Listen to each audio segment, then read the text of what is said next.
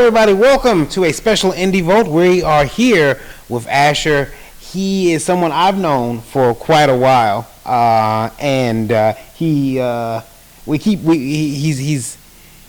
he's sent to kill me because we keep meeting, and it's weird because now we found out that he knows other people here at Indie Vote, which was we didn't even know that. He walked in today and like, hey, he knows he and Taco. Know each other, so yeah. So that was unbeknownst to me. So one of those things, very small world. Everywhere. Yeah. So like a ninja just pops up. Yeah, it's weird because people say the industry is very small, and I've been in situations where I meet people who are like related to people that I know in the industry, or very very rarely is it someone that I don't know. Yesterday, I finally my doctor told me. His brother-in-law does comic strips. Sweet. And I'm like, do I know him? And luckily, the name sounds familiar, but I'm not familiar with him. Like I haven't met him, so. But the name does sound familiar. The work didn't look familiar, but the name did. Name was. But you are very familiar. Reborn Comics. You is your publishing company. Yes. So a little bit about you first. The little audience know who you are. Okay. I got into comic books. Just, inspired by the typical comic book heroes like Spider-Man and Batman. Mm-hmm. And then in high school, me and this other guy, we used to draw comic books and come up with our own characters. And I would always get these storylines and these ideas that would just come to me. So kind of branched off from there. And then in 2012, I launched Crusader Cross, one of my characters who... kind of based like in a Gotham type of city called the City of Kane. It kind of deals a little bit with like the multi-dimensional or parallel universes. Okay. It's kind of like Detroit just kind of went down to like this horrible condition, like post-apocalyptic condition. Okay. And after that, like people are scrambling because they're like quarantined. And so they're scrambling for like a way to survive. And then, so make a long story short, what happens is, they find this portal, and this portal allows into this other city called the City of Kane. Okay. Right. It's interesting you mentioned the parallel city, or the parallel dimension, before that became hot. Now everyone's doing multiverse. Yeah. But you mentioned the apocalyptic city. I was speaking with another creator who told me, he asked me, he said, what is it with you Michigan guys and quarantining your cities?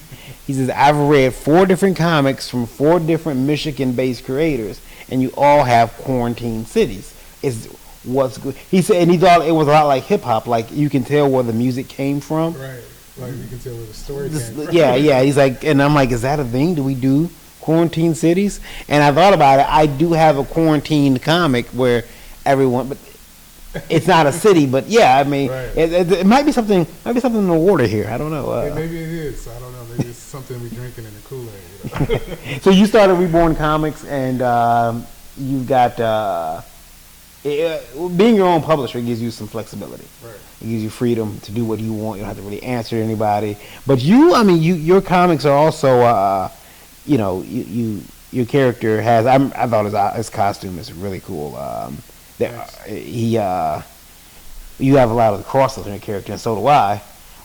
Whereas your character, would you call it this? Would you consider this comic a faith-based comic at all? Yeah, I would.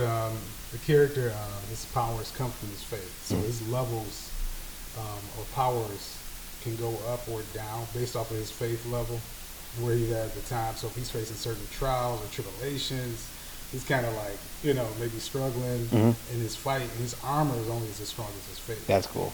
So, but his armor can also change or transform based off of his faith. He can get upgrades. He can go up to different levels. If certain experiences happen supernaturally. That's really cool. I like that idea. I remember when I seen him, I was like, oh man, our characters are kind of drawn kind of similarly because they got the but it's your character goes a completely different route than mine.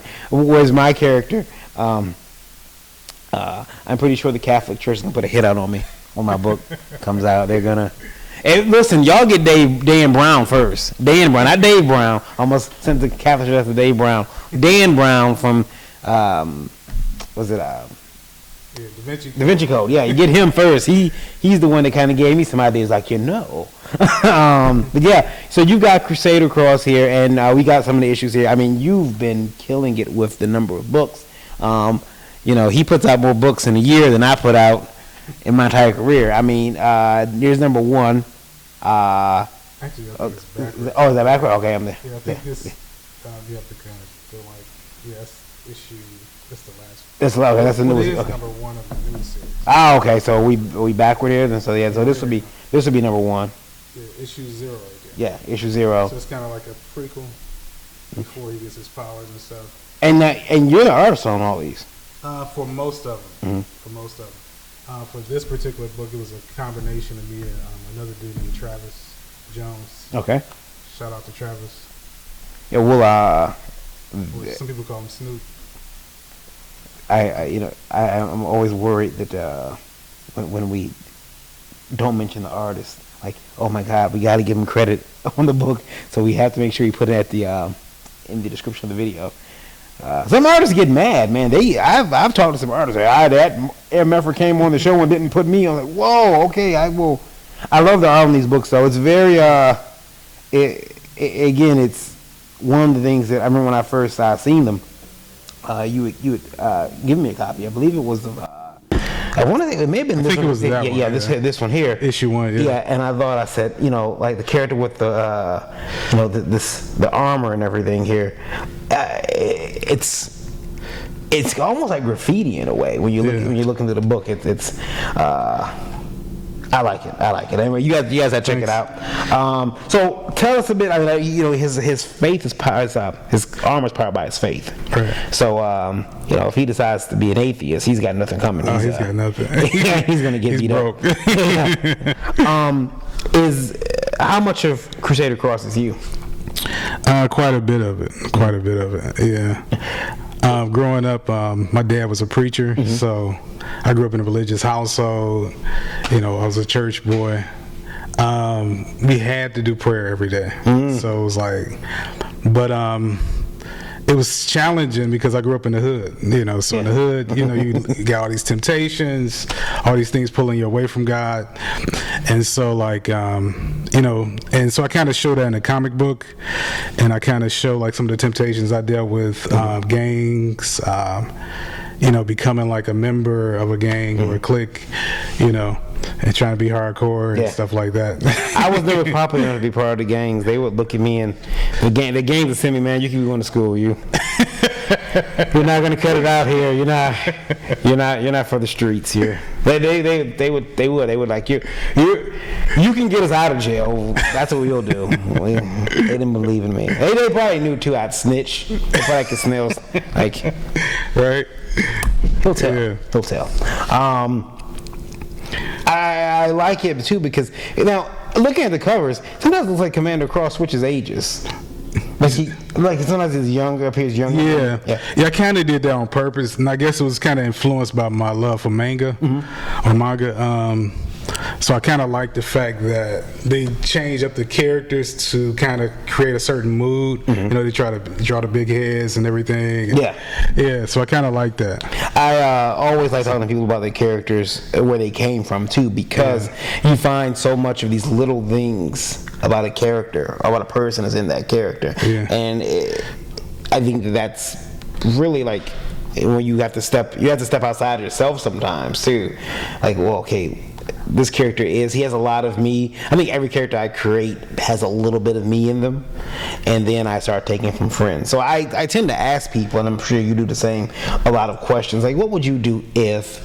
And so there's parts of Taco that will end up in a character that I create because I'm just influenced by everybody. So it's grew up in a faith-based household. You took certain things. Now, being the child of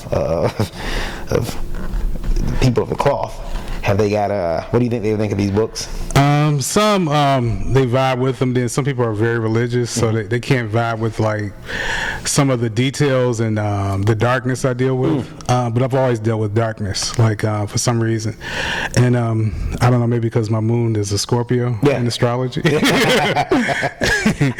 But I've never been afraid to go like into the dark places or dealing with like demonic forces. That's something I've actually had personal experience with too, like doing like exorcisms. No, no, not me. Not So me. I've actually seen some stuff in the supernatural. Though. I'm out the minute someone starts spitting green soup and no, I'm out. I can't be a part of it. You know, though, there is there was someone that told me once. Yeah, that soup is. That's pretty. That's like, somebody told me once. No, I won't say that. I won't say that here on the air because I have to edit it all out. But I have a very interesting conversation piece for that. We'll talk about it off the air though. Okay. There is with these books, and you got so many of them out. Which one do you think a person could pick up if they had to get into it today? Because some of them aren't in print. Yeah. You know, some of them aren't in print, right? No, they're still in print. Oh, they're still in print. Okay, you can still. They're print on demand. Oh, okay, so you can go back and get it. Okay. But if someone wanted to pick up one today, which one would you say is the one they have to get? I'm a big fan of issue 2. Okay. And issue 1. You gotta get issue 1 to find out like the background and how he got his powers. You always got to get the origin story. Issue 1 where it all starts. Yeah. You can't miss issue 1. Yeah, I have a. It's funny. You mentioned with the faith-based heroes. I like that you've dealt with it because I've talked to other people who have characters who are faith-based. Gentleman by the name of he's no longer with us. He passed away several maybe 2-3 years ago now. Eric Leggs. Oh yeah, I knew Eric. Yeah. He had cool. He had a faith-based hero. Yeah. Nightfire. Yeah. And Eric would come down to my studio. And I had a studio downtown Detroit called Unlimited Psycho. Oh yeah, I remember that. Yeah. And Eric was taking me to just to the ground. Your character's this and that. You got a character that should be evil, but he's a good guy. You've got the bad guys as good guys, and the good guys as bad guys. And I'm like, so? but he's listening to him, I changed things around in my story for the better, I think.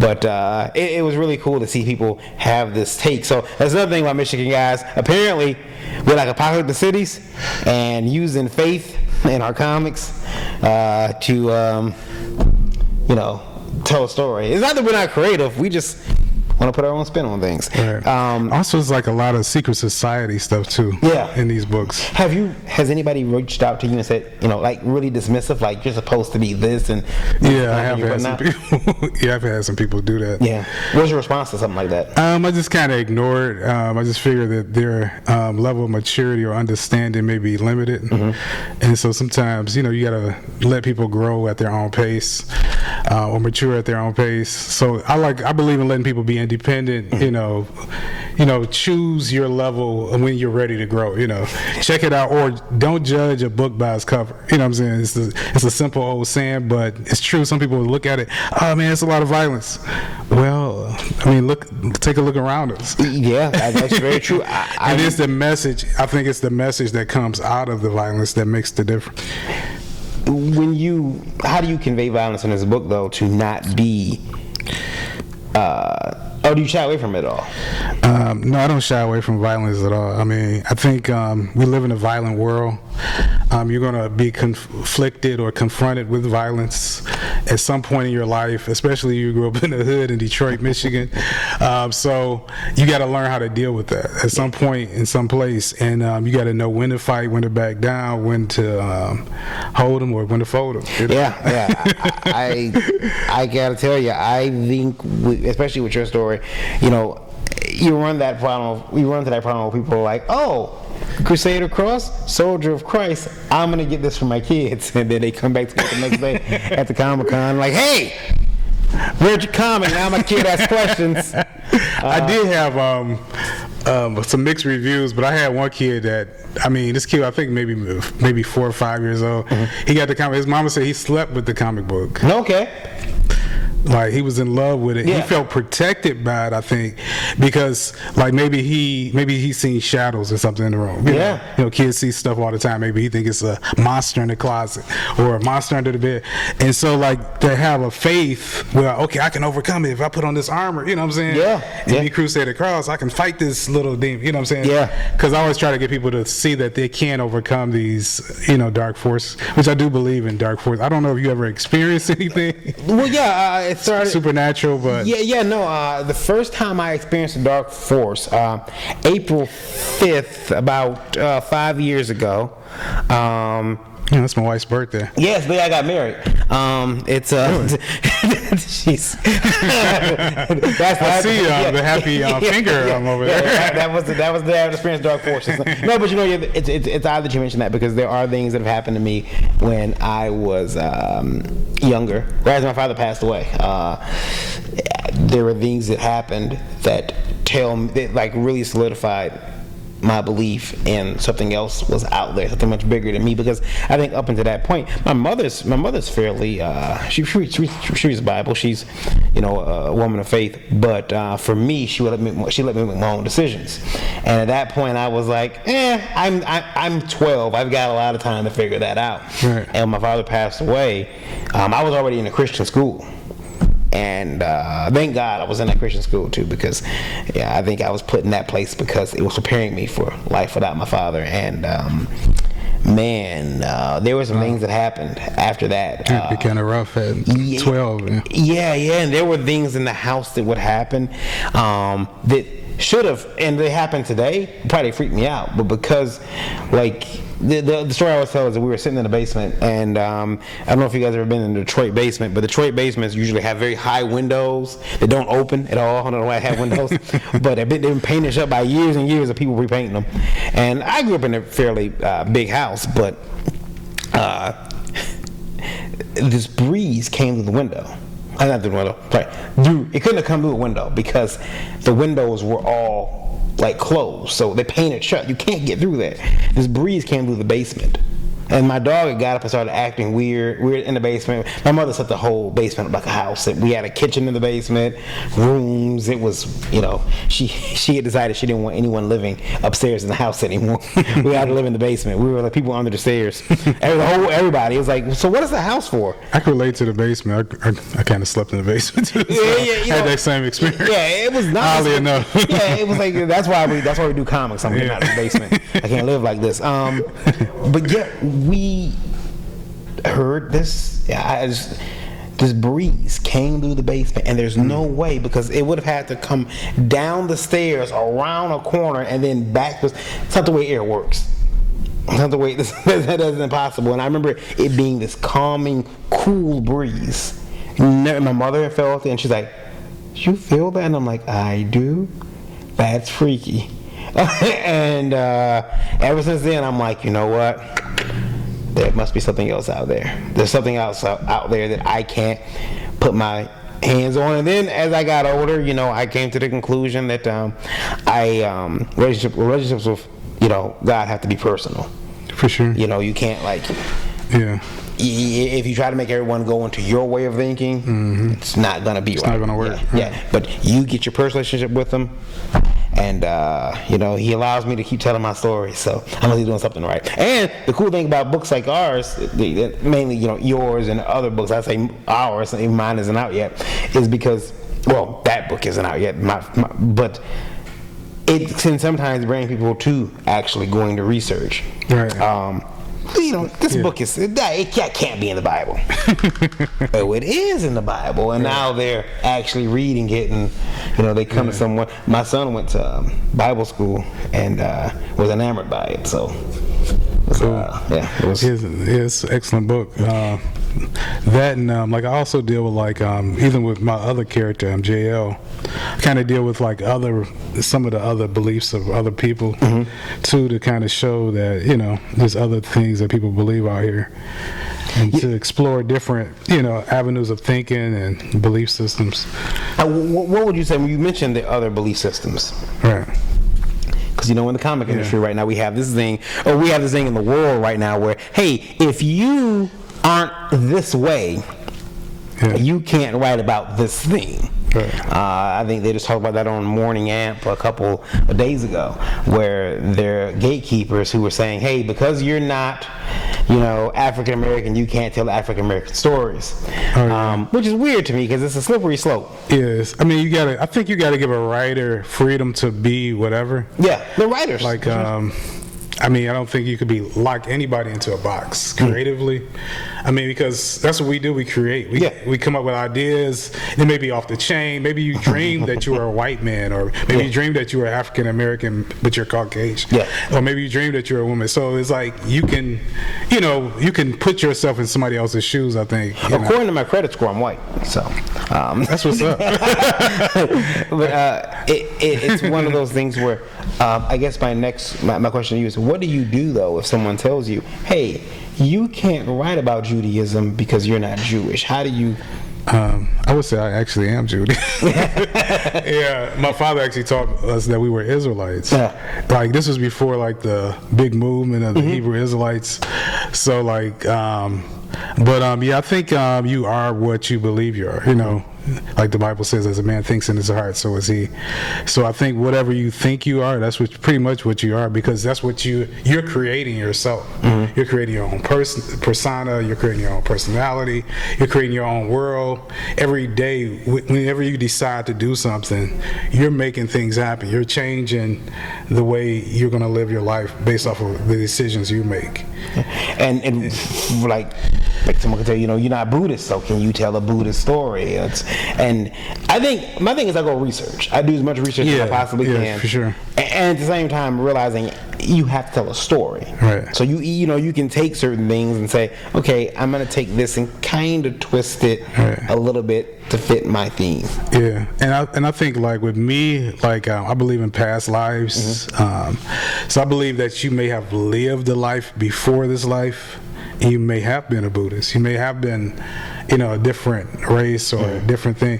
You know what I'm saying? The Bible kind of hints at reincarnation. Yeah. It was explicitly said. And so a lot of Christians are on the fence about reincarnation, but like I'm pretty much sold on it. I'm convinced if there's reincarnation, I did something very horrible in my former life. I don't know what it was. I'm still getting punished for it. I must have been I got a couple ideas. I can't say them on YouTube, but it's a good chance I was. So what's next for Crusader Cross? Because you've got, this is 9 books. I think I counted 9 books. Yeah. What's next? The next storyline kind of deals with him continually to transform, like his armor through his faith, growing, becoming bigger, better, stronger, fighting bigger and better characters, like these ancient Nephilim characters. Okay. This character called the Forgotten. That's very toyetic of you. Just keep changing his armor. Let's see what he's doing. Man. He's gonna he's making toys like. Now he's got aqua armor, and we'll know when Ashley got creatively bankrupt. He'll be like, it'll be like aqua armor and high roller armor. Like what? Well, he has to go into casino and stop the gambler, so he has a little slot machine on his chest. You definitely are catching on. What I'm doing. You see what I'm doing. That's cool though. Now, as an artist, like that would upset me. Like, you mean he's got to have what on him now? Like, I'm changing what now? Oh man. Yeah, I can see that. Yeah, being kind of frustrating because now you got to learn how to draw a new type of armor. And, new type of costume. Yeah, every other. I was kind of thinking about that. Like, but for each saga, I wanted a different armor.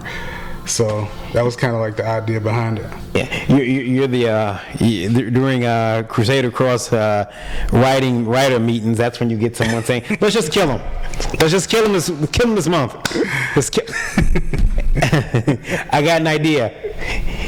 Crusader Cross loses powers completely. We'll just draw a guy sitting in his house, just hanging out. reading the book. Or is this regular clothes on? Yeah, regular clothes. He doesn't no need armor. Yeah, he doesn't need any armor. I like that though. I like that. And you got to find artists, but that's cool too because every artist kind of wants to put their own spin on it. So you can get those little changes here and there because now he's got this armor, or now he's protected by this particular spirit or this power, and that's cool. I wish I had thought about it. I would have stole it, but now that we got it on there, I can't even steal the idea. I can't. Right. Yeah. Dang. Yeah. Better luck. Better luck next. Yeah, I'll just ask you, what you think about? Really?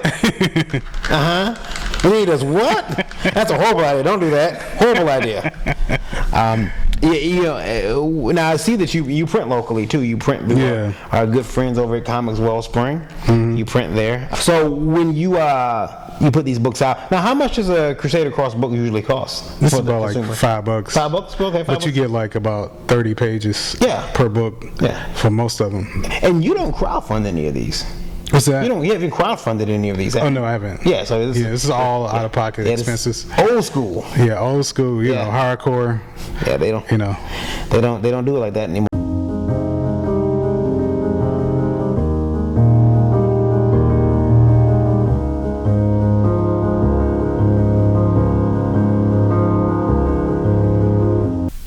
Now, Asher, if people, our viewers, our many viewers out there, want to check out your books and see, they want to check out what's going on with Crusader Cross, and they want to complain to you, where can they do so at? They can do so at www.reborncomics.com and also at www.ashershelton.com. And they can pick up Crusader Cross books there as well. Yes. Okay. They can pick those up there. Will you sign them for them? For sure. Yeah. People always ask. We ask people because some people they don't do it. They're like, no. And if you want me to sign it, it's going to cost you $5 extra. Any convention appearances coming up? Not at the moment. Okay. Not at the moment. All right. We got to bring Asher out here. So we have to do a show and we'll make sure we have Asher sit at the table and sign some books. That'd be cool. Thanks for coming in and letting us talk to you about your book and Reborn Comics. Appreciate it. Thanks, Varian. Yeah, no problem. All right, folks, I want to put the description and where you can find all of Asher's links in the description of this video. Check out Commander Cross. Get yourself some of that sweet armor. Action figures coming soon. Lots of action figures. A whole line, like 40. Same figure, just 40 different variant covers, or variant paintings, colorways they call them. See you guys soon.